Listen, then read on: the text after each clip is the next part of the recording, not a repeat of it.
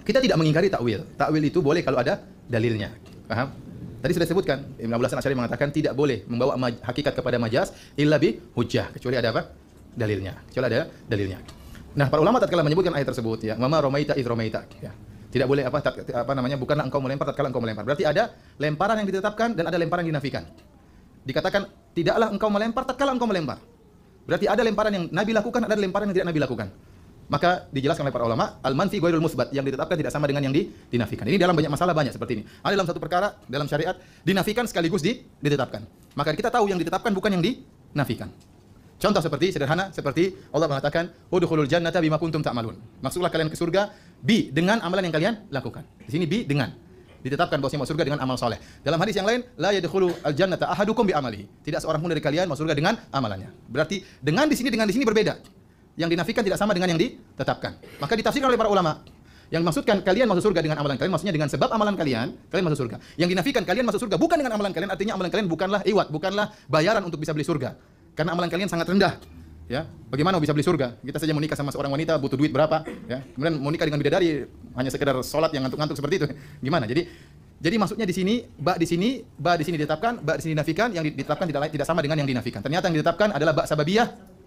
Ba yang dinafikan adalah babul iwat, bahwasanya kalian masuk surga bukan dengan amalan kalian sebagai bayaran, tetapi hanyalah sebab. Demikian juga kata mereka dan ini banyak ada syafaat yang ditetapkan, syafaat dinafikan. Ini dalam masalah dalam sini banyak. Dalam satu perkara ditetapkan sekaligus dinafikan oleh syariat. Mengenai ayat ini, wa ma romaita idz romaita, Allah mengatakan tidaklah kamu melempar tatkala kamu melempar. Jadi ternyata ini dua lemparan yang berbeda. Apa maksudnya? Tidaklah kamu melempar artinya menyampaikan hasil lemparanmu kepada musuh, itu bukan kamu wahai Muhammad. Tatkala kamu melempar dengan lemparan. Dan benar-benar Nabi sungguh-sungguh lempar. Rasul mengambil pasir syahatil wujuh kata Nabi SAW dalam hadis. Berarti Nabi lempar atau tidak? Melempar benar. Tetapi yang dinafikan oleh Allah bukan lemparan Nabi, karena Nabi benar-benar apa? Melempar. Tapi yang dinafikan adalah menyampaikan pasir-pasir tersebut masuk ke mata-mata musuh, itu Allah Subhanahu wa taala. Paham? Jadi saya katakan takwil itu boleh kalau ada apa? Dalilnya.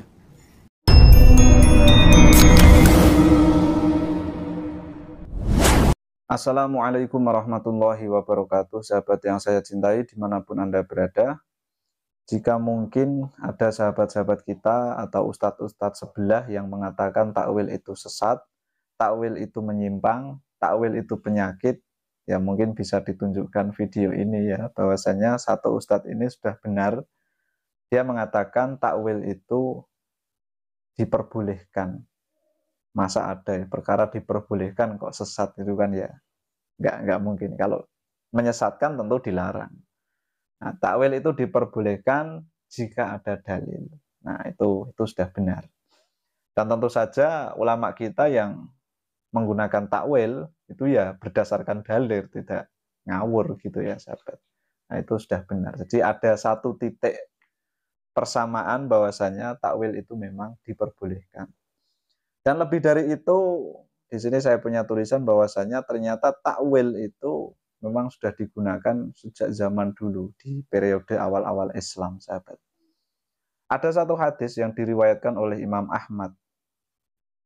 Bismillahirrahmanirrahim. An Ibni Abbas anna Rasulullahi wada'a yadahu ala katifi summa qala Allahumma faqihhu fiddin wa 'allimhu ta'wila.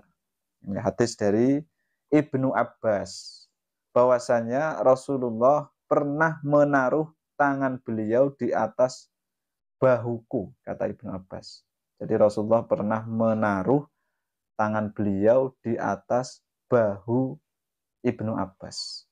Taruh gini mungkin ya. Nah, taruh di atas bahu. Kemudian Nabi Muhammad berdoa, Allahumma faqihhu fiddin wa 'allimhu ta'wila. Ya Allah, berilah ia kepahaman agama serta ajarkan kepadanya takwil. Ini Ibnu Abbas yang didoakan oleh Rasulullah. Nah, tentu dalam doa ini Rasulullah mendoakan Ibnu Abbas agar diberikan petunjuk oleh Allah sehingga mampu memahami makna yang tersembunyi dari Al-Quran dengan metode takwil. Jelas. Bahkan Ibnu Abbas ini menangi, istilah menangi itu apa ya? Ya pokoknya menangi lah ya. Pernah menjumpai Rasulullah Shallallahu Alaihi Wasallam dan yang mendoakan ini langsung Rasulullah. Ini hadis diriwayatkan oleh Imam Ahmad. Nah, seandainya menyingkap makna yang tersembunyi dari Al-Quran dengan metode takwil dilarang, niscaya Rasulullah tidak akan mendoakan sahabat Nabi Ibnu Abbas ini, sahabat, agar mampu memahami takwil Al-Quran. Kan nggak mungkin. Kalau takwil dilarang, kalau takwil itu sesat, kalau takwil itu penyakit, kalau takwil itu menyimpang, nggak mungkin Rasulullah mendoakan Ibnu Abbas agar beliau bisa memahami makna Al-Quran dengan metode takwil. Masa beliau berdoa wa'alimhu ta'wila, mendoakan agar Ibnu Abbas mengerti tentang takwil, tetapi takwil dilarang. Takwil sesatnya nggak mungkin. Masa Nabi Muhammad mendoakan agar orang ini memperoleh sesuatu yang sesat, kan nggak mungkin. Nah, kemudian kita bahas mengenai apa sih takwil itu. Nah, jadi takwil, sahabat, secara bahasa itu bermakna kembali atau meninjau kembali sebuah permasalahan.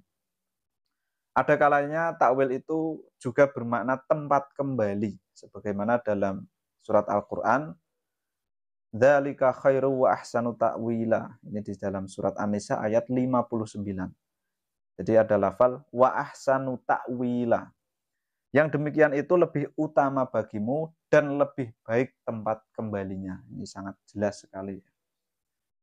Nah, dalam prakteknya, takwil adalah upaya mengarahkan suatu lafal yang abstrak kepada satu makna yang paling sesuai menurut hasil ijtihad yang dilakukan oleh seorang ahli tafsir. Ini menurut Syekh Jalaluddin As-Suyuti di dalam kitab Al-Itqan fi Ulumil Quran, cetakan Darul Kutub Ilmiah, juz 2 halaman 173.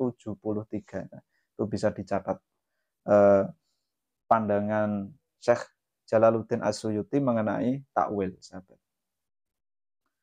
Kemudian takwil menurut ulama-ulama salaf.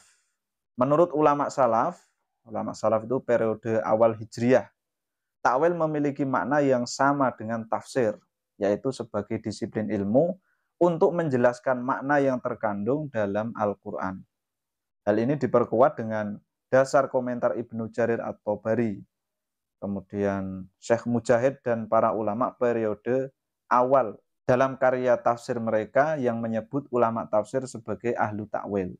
Sedangkan menurut ulama mutaakhirin, yaitu ulama kurun abad pertengahan, takwil adalah memakai makna yang samar dan jarang dipakai untuk lafal yang masyhur dengan landasan dalil yang kuat. Ya, jelas sekali ya. Tentu mentakwil ya dengan dalil-dalil yang kuat. Syekh Tajuddin As-Subki berkomentar, takwil adalah berpindah dari makna yang masyhur menuju makna yang jarang dipakai atau al-muhtamil al-marjuh. Apabila takwil dilandasi alasan yang kuat, maka disebut takwil yang benar atau sahih. Sedangkan apabila takwil dilandasi prasangka sebab kasuistik yang terjadi, maka disebut takwil yang rusak atau fasid. Nah, ini keterangan ini berada di dalam kitabnya Syekh Tajuddin As-Subki, yaitu Jam'ul Jawami', cetakan Darul Kutub Al-Islamiyah, juz 2 halaman 57. Kemudian dalam hal ini para ulama banyak berkomentar mengenai perbedaan takwil dan tafsir. Rupanya hal ini juga dipicu oleh komentar Ibnu Habib An-Naisabur. Di zaman kita ini tersebar di mana-mana para ahli tafsir yang kurang berkompeten. Terbukti mereka tidak mampu membedakan antara takwil dan tafsir. Kemudian Abu Mansur Al-Maturidi berkomentar, tafsir adalah memastikan makna sebuah lafal yang bisa dipertanggungjawabkan di hadapan Allah. Apabila disertai dalil yang kuat atau dalil qat'i, maka disebut tafsir yang benar atau sahih. Dan apabila tidak disertai dalil yang kuat, maka disebut tafsir nalar atau tafsir birra'yi. Nah, yang tentu saja itu terlarang. Sedangkan takwil menurut Imam Abu Mansur Al-Maturidi, takwil adalah mengunggulkan salah satu makna yang terkandung dalam lafal Al-Quran tanpa memakai dalil yang kuat atau dalil qat'i, sahabat. Nah, pendapat Abu Mansur Al-Maturidi ini juga didukung oleh banyak ulama yang sezaman dengan beliau. Dari sudut pandang yang lain, Syekh Muhammad Al-Bajali berpendapat begini, tafsir bersumber dari periwayatan atau riwayah yang dapat dipertanggungjawabkan. Sedangkan takwil bersumber dari analogi keilmuan atau diroyah yang bersumber dari analisa seorang ahli tafsir. Tafsir dan takwil dihasilkan dari meneliti bacaan Al-Quran serta runtutan ayat di dalamnya. Keterangan ini ada di dalam kitabnya Syekh Muhammad Az-Zarkashi Al-Burhan. Ya, judulnya kitab itu Al-Burhan fi Ulumil Quran juz 2 halaman 150. Seperti itu sahabat.